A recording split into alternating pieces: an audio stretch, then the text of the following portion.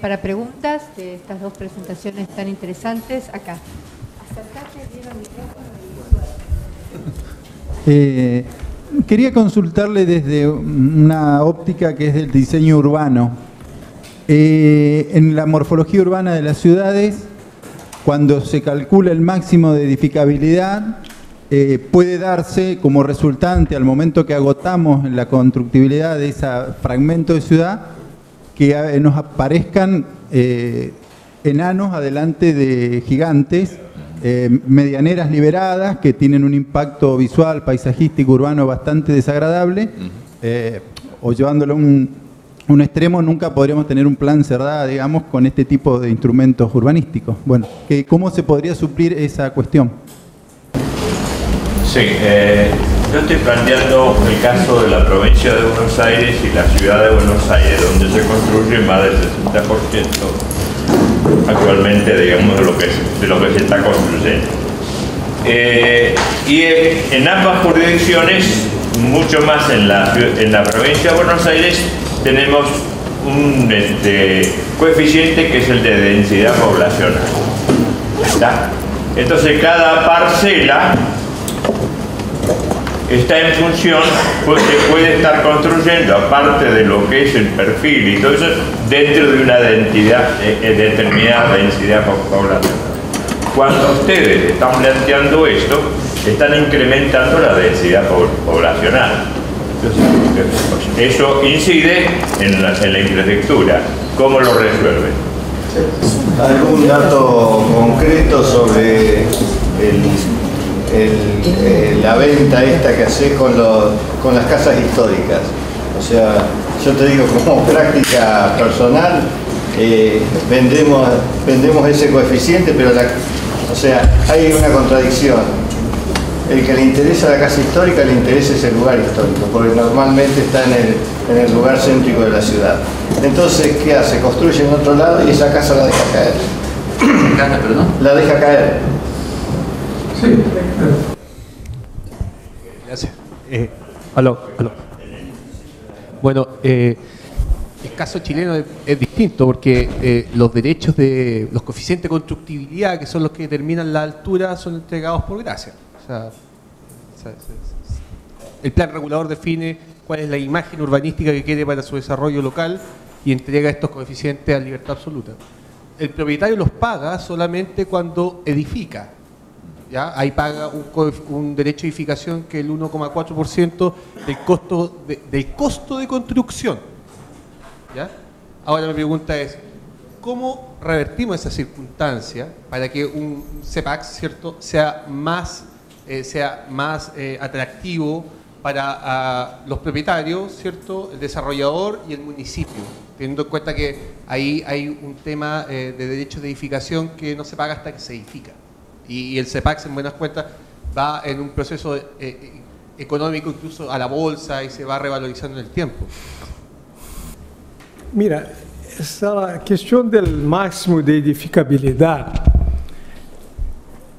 e a ausência de plano urbanístico, eu creio que é a principal crítica que nós outros podemos fazer às operações urbanas. Eu vou fazer aqui mea culpa. Quando eu estava coordenando a operação Água Branca, nossa situação era tão mala, do ponto de vista de dinheiro, não temos dinheiro para comprar um tornillo, e muito menos para construir uma habitação de interesse social. Então, a preocupação aí em Água Branca não foi a ser um plano urbanístico, foi a ser um plano de obras, que é outra coisa, e resolver o problema dos tugúrios. Claro, historicamente estamos nessa situação. Agora, quantos anos? 30 anos depois me dizem, pá, vocês deviam ser um plano urbanístico. Claro, pero aí eu digo, essa é a fácil sabedoria ex post. Depois que passou, claro, isso, pero naquele momento tínhamos essa visão. Claro, se eu tivesse que fazer hoje, haria um plano urbanístico. E o plano urbanístico, para evitar essas coisas assim horrorosas que se construem por aí, dentro do máximo de coeficiente, claro, está todo dentro do máximo coeficiente, pero sale um mamute. Uma coisa horrorosa. Eu não sei se vocês conhecem o que está passando em Meca, na Arábia Saudita. Aí a coisa mais horrorosa que se já está construindo no mundo. Coeficientes de 28, e aí estão pondo uma muralha em torno da mesquita. A mesquita está desaparecendo. Aí construíram o edifício mais grande do mundo, não é nem em Dubai, é aí ao sul da mesquita, construíram aí a Beit el-Braj, que tem. Dentro do edifício vão caber 65.000 pessoas. Vocês verem que coisa que estão construindo aí. Claro, não é esse o caso de Água Branca, mas não teve um plano urbanístico. Pior, ou seja, pior ou melhor. Nós outros, quando hicimos esse plano, consultamos a los técnicos que entendem quanto é possível meter de construção com uma rede de alcantarillado, com cloacas, água e vias, para não criar uma congestão. Então, calculamos naquele entonces que era possível construir 1.200.000 metros quadrados a mais. Isso foi em 1990, 89. 89 dissemos, essa região não comporta mais que 1.200.000, porque vai criar aqui congestão, não sei o que, papapá, a infraestrutura e tá. Muito bem, 30 anos depois, essa área está sendo tão demandada que há mais projetos que 1.200.000 metros. E a atual alcaldia meteu um projeto novo com CEPAX, aumentando de los 1.200.000, ponendo mais 1.800.000, ou seja, vai ter 3 milhões de metros quadrados. Mira, eu não examinei o caso, mas eu digo, puta, será que nós outros estamos jogando tão modestamente e que agora cabe muito mais gente? Ou é os olhos grandes de quem quer ganhar dinheiro com CEPAX? Porque aí vai dar uns $1.000 milhões vendendo CEPAX por esses metros adicionais. Então, aqui a cidade é uma coisa muito complexa, não? Ela cresce por um lado que uno não espera, pero não teníamos um plano urbanístico. As outras que foram criadas depois já têm um plano urbanístico. E aí, em Água Branca, houve um concurso ex post para ser um plano urbanístico depois que a operação urbana já estava em marcha. Mas eu creio que para construir a cidade são necessários esses 3 elementos. Primeiro, um plano de obras, fundamental para a infraestrutura. Segundo, dinheiro. Com dinheiro é muito mais fácil. Voluntad política sola é buena, pero sem dinheiro. O ideal é voluntad política e dinheiro, porque aí sale, a coisa sale e sale fácil. E a terceira coisa é um plano urbanístico, que há uma cidade agradável de viver-se. Então, eu creio que aí há um ponto central. Se quer fazer uma operação urbana, tem que reunir essas 3 coisas: captura plusvalias, ter um plano de obras, porque alcantarillado não aparece, não? Um plano de obras e também um plano urbanístico de como é que as pessoas vão ter que construir ali. Então, pero já foi, as coisas já estão construídas e agora não é possível mais voltar atrás. Agora, sim, se queres. Esse é o Beit el-Braj. E mira, vea, as pessoas que estão aí ao torno del Kaaba, no Haram, cada pessoa aí é um pixel. Os cálculos é um pixel. E esse edifício aí é uma cópia del Big Ben, maldita cópia del Big Ben. Por quê? Os árabes têm uma tradição arquitetônica e tal, vão copiar o Big Ben, pero só que o Big Ben é 5 vezes maior que o original. Esse relógio tem 47 metros de altura. E aí são 65.000 pessoas. E aqui ao lado, vocês veem construções ao lado, ali ao lado é o Jabal Omar, e aqui é El Shamia. al total vamos ter em torno da mesquita sagrada, que vai estar aí encarronada, umas 450.000 pessoas. Lugar para, pero não para as pessoas estarem aí no suelo. Esse é o grande problema da mesquita. Esse é um horror. Esse aí é a coisa mais absurda que se está fazendo no mundo atualmente, para não falar da gentrification que fizeram aí. Como? O preço do suelo. Ah, o preço do suelo aí, no primeiro anillo, em torno da mesquita, sabe quanto é? $140.000 o metro quadrado. 143 para ser preciso. 3 é por conta de Martim. Martim aqui isso na compra já, e isso na rebarra por 3. Não sei se há algum muçulmano aqui no salão. Mahoma possivelmente foi o maior gênio do turismo de que a humanidade ha conhecido, porque se tu rezas cerca de la Kaaba, vale muito mais que fora. Então, por isso, a gente tem uma demanda tão forte por estar dentro do perímetro previsto no Corão. Pero vamos fazer um honor histórico. Esse não é muçulmano, esse é de Abraão. É Abraão, as 3 vias, cristianismo, judaísmo e islamismo. Esse sim, esse que criou aí o dever de estar lá 7 voltas em torno do Kaaba. Pero, de todas maneiras, eu creio que o plano urbanístico é fundamental para construir cidade. Agora, há um momento histórico que, eu confesso, não tinha essa ideia. E a preocupação era sacar as pessoas que estavam na área de risco, que estavam morrendo. Então, tu não tens esse momento. Agora, sabendo disso, para os demais, eu posso recomendar, hagam um plano urbanístico aí, para não deixar a possibilidade de criar monstros. Agora, o coeficiente populacional, eu creio que é uma medida mala para fazer cidade, para calcular cidade. Porque isso cambia.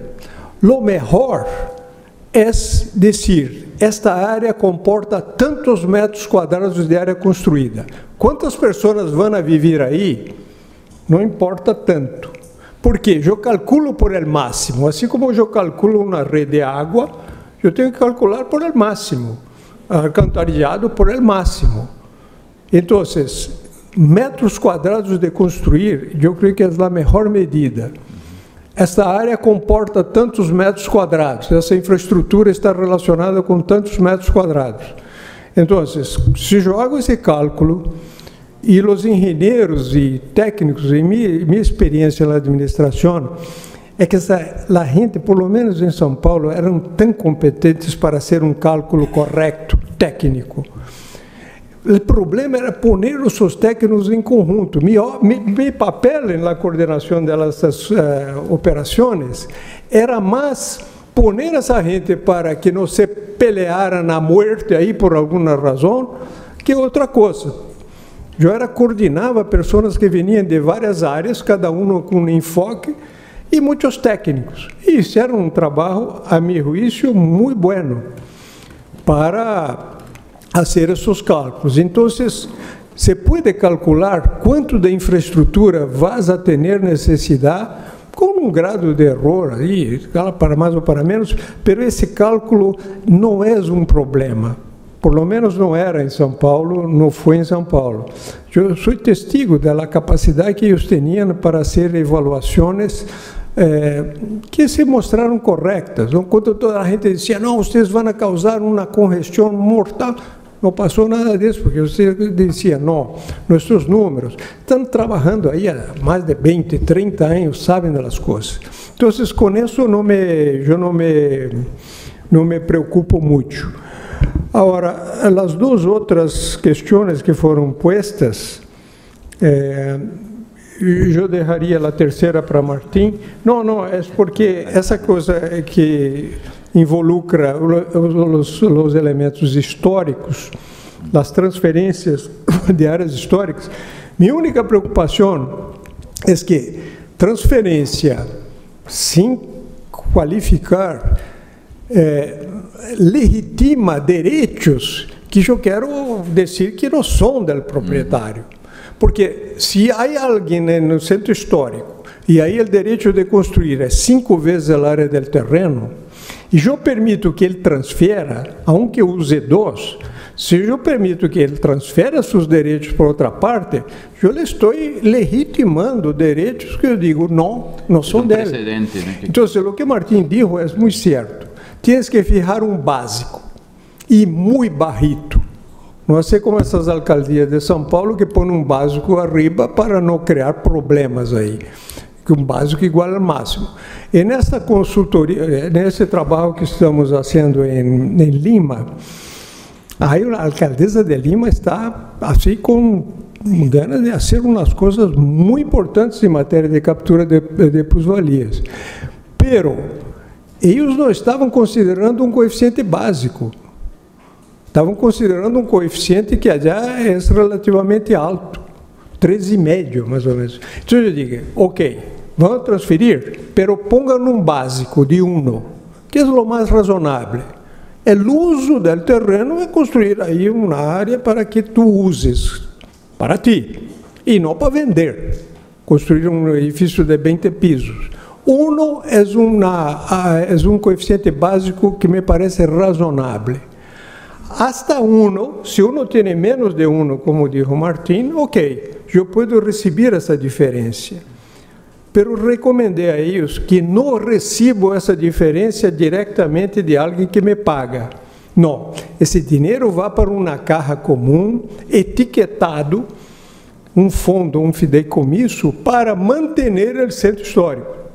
Eu vou reformar tu casa, pero com esse dinheiro. Não te vou dar o dinheiro, porque depois quem garantiza que o tipo vai ser alguma coisa assim nobre com esse dinheiro?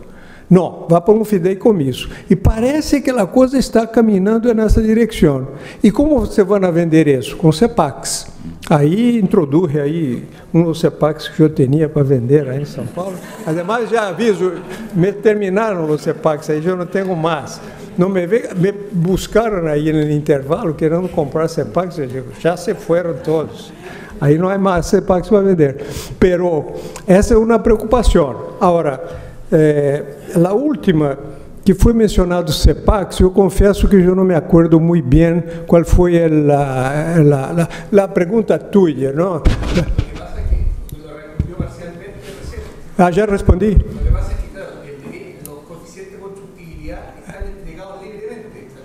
Não, a quem? Ah, bueno, em Chile, hermano. Em Chile, vocês necessitam fazer umas coisas allá um pouco diferentes. Vocês...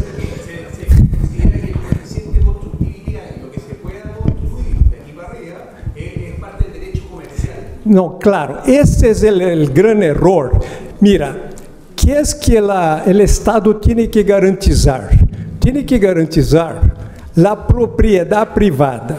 A propriedade privada involucra o uso, a disponibilização do bem, pode vender, e a fruição, eu posso arrendar. São as 3 coisas. Pero a Constituição, por lo menos em Brasil, o direito não garantiza algo que é externo à propriedade. O preço de mercado de um terreno é algo externo ao terreno. Eu não necessito garantizar isso. Pode subir ou baixar, que o Estado não tem a obrigação de garantizar isso.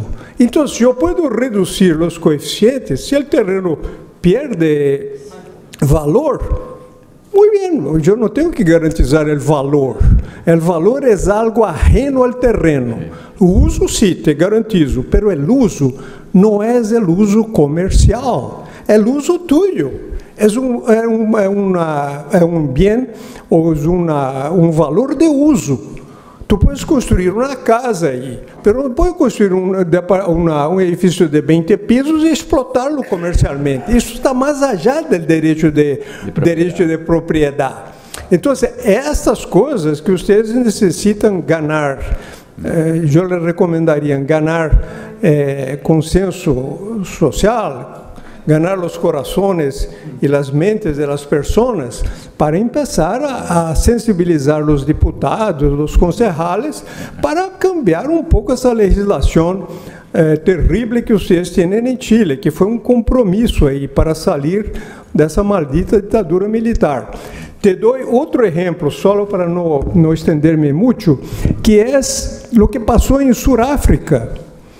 Mira, Mandela es un héroe para mí, mi gurú y tal, pero ellos tuvieron que hacer un compromiso para salir del apartheid, en que la Constitución garantiza la propiedad, más o menos en los términos ahí que hay en otras constituciones. Pero ¿quién eran los propietarios? Los blancos. Entonces hay una exclusión ahora económica, no es más el apartheid social como antes, y político, ahora es el apartheid económico. Los negros se quedaron afuera, no son propietarios, y los blancos son, entonces son protegidos. Cuando uno habla alguna cosa allá en captura de plusvalías, la gente, como en Chile, tiene mucho miedo en volver otra vez a la fase anterior, al acuerdo que dio lugar a esa Constitución. Entonces, ese proceso tiene que ser vencido por ustedes. De algunos años más te encuentro y ahí tú me dices, ahí ya tenemos una ley ahí que nos permite capturar plusvalías, tal. Yo creo que ¿cuántos años me da? 5, 10?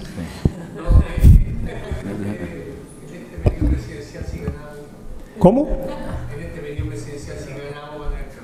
La Bachelet, ¿no? La Bachelet. No es Bachelet, es otra. Perdón, entonces yo no me voy a meter más en los asuntos chilenos. Yo estoy cometiendo algunos equívocos, ni sé cuáles son. Pero... Tira o sapato do pé, da boca. Déjame só fazer 2 ou 3 comentários. Eu quisiera... yo quisiera comentar todavía.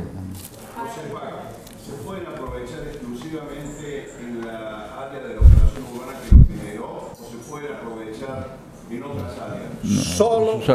Solo en la área en la cual ellos fueron emitidos.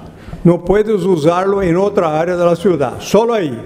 Esa es la diferencia con la otorga. La otorga, tú generas recursos, puedes usar en cualquier otro lugar y puedes... Por exemplo, em Curitiba, só para dar um exemplo, essa foto aqui é uma foto muito interessante porque o empresário, em Curitiba, o coeficiente básico é relativamente alto.